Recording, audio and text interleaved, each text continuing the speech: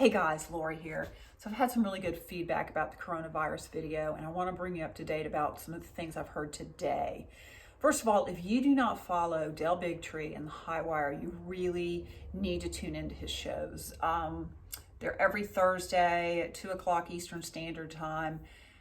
He's got phenomenal information on there, and he is cutting edge. He is an uncensored journalist. So today he had on the show James Lyons Weiler, W-E-I-L-E-R, who is a scientist who was talking about the coronavirus, who has been studying this coronavirus. Apparently China released it to be studied by scientists.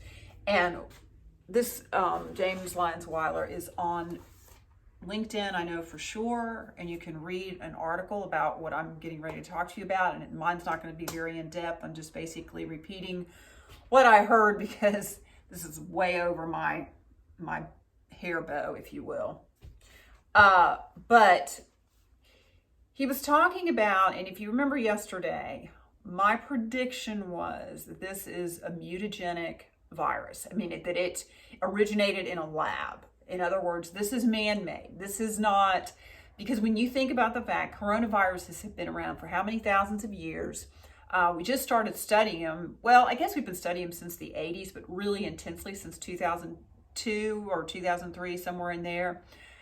We've got these biosafety labs now where we have all these little scientists in their coats and they're, messing with things and they're, all in the name of protecting us from bioweapons that could be unleashed upon us. And, here we go. Apparently the World Health Organization, WHO, just said this is just declaring this a global emergency. How convenient.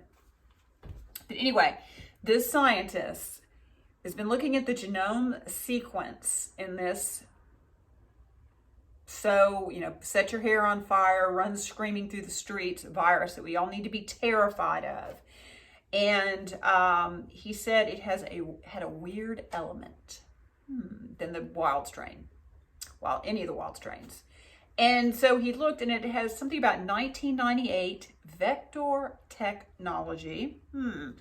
P shuttle SN vector. I have no idea what that means, but this is what he's saying.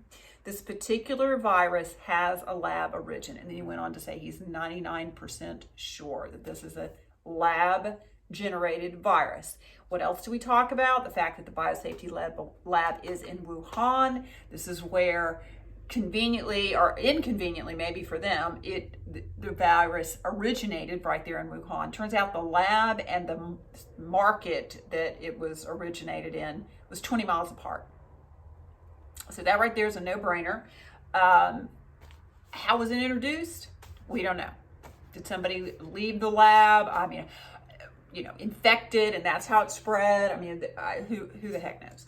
But the point is, this is what's going on. So James Lyons Weiler is on LinkedIn. I don't know if he's on Facebook, but I pulled up his article that's posted on LinkedIn on the origins of the 2019 new coronavirus, what it's called, virus, Wuhan, China. It's a pretty interesting read. He gives 4 different where he originated, and then he expounds on why he believes it's made in a lab, which only makes sense.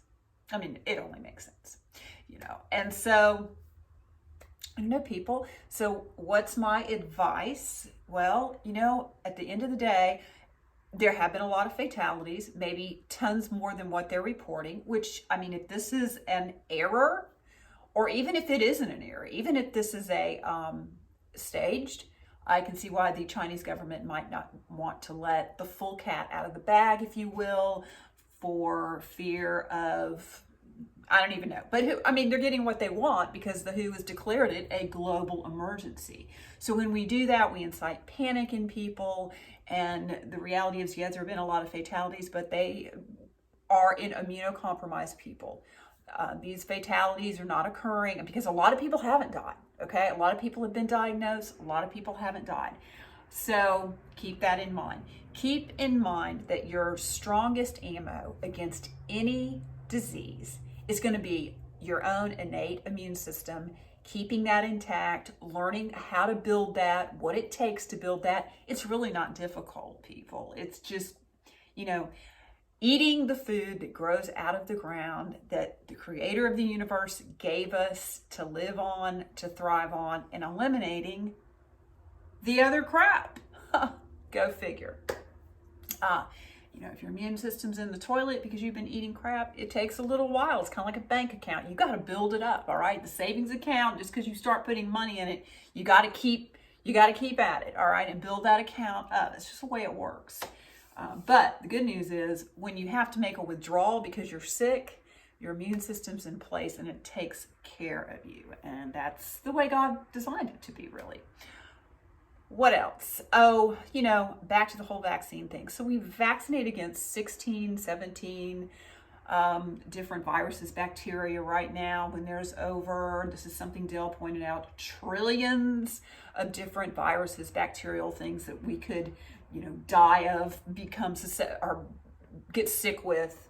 And yet we live in this bubble that if we just vaccinate against these 16 or 17 things, we're going to somehow be, invincible, when in reality, if you understand how vaccines work and the toxins that you are injecting into yourself and your child, if you were going to sacrifice yourself and your children on the altar of vaccines, you are compromising your immune system. And so this is why it's so important and imperative to start to really understand how the immune system works, and that your body does not need anything. As a matter of fact, anything in a vaccine, your body absolutely rejects. It has no nutritional need for anything that is in a vaccine.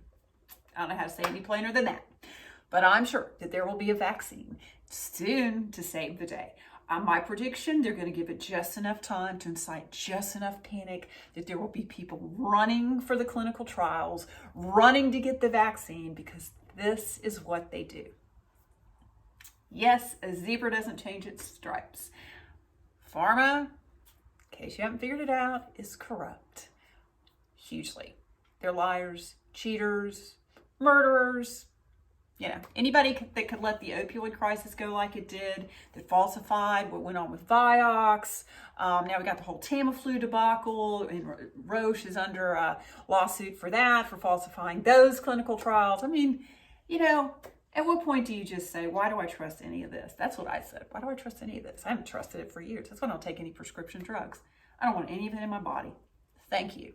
There's a better way. All right. Anyway, any questions? Feel free to contact me. That's where we're at with the coronavirus so far. Stay safe. Learn how to build your immune system. Any questions, you can contact me. I'm on Facebook as The Wise Pharmacist or Lori Wise. I'm also on LinkedIn. Glad to answer any questions. So talk soon.